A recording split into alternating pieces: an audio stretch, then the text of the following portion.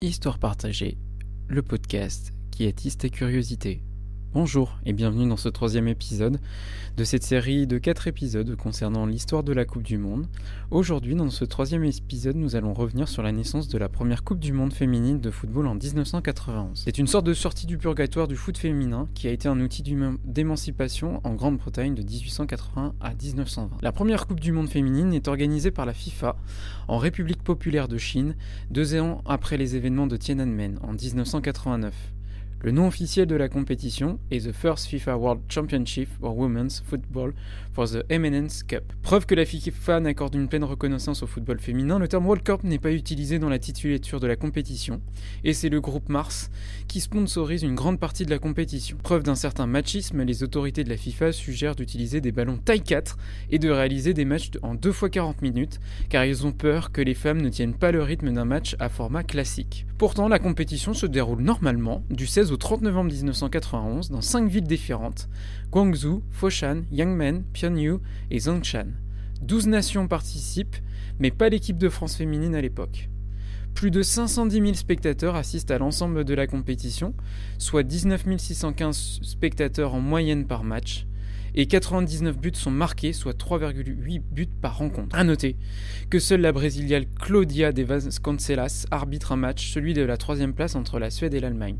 Les matchs étant arbitrés en priorité et majoritairement par des hommes à l'époque. La finale a lieu au stade de Guangzhou, devant 65 000 spectateurs, le 30 novembre 1991, entre les États-Unis et les Norvèges, et c'est la sélection américaine qui l'emporte 2-1 et soulève le trophée dessiné par Miguel Galán et Urs Hugentobler de la FIFA. Ce trophée va vivre les mêmes mésaventures que sa consort masculine et sera volé en 1997 durant la rénovation du siège de la Fédération norvégienne de football à Oslo. Preuve de la réussite de la compétition lors de l'édition suivante en 1995, la FIFA attribue enfin le terme de World Cup à la compétition.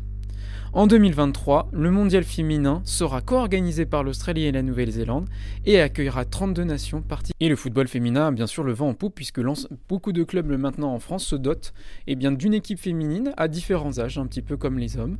Preuve que le football féminin est en plein essor. Dans ce dernier épisode, nous reviendrons sur l'organisation de la Coupe du Monde 2030, puisqu'il s'agira de l'organisation de la Coupe du Monde du centenaire.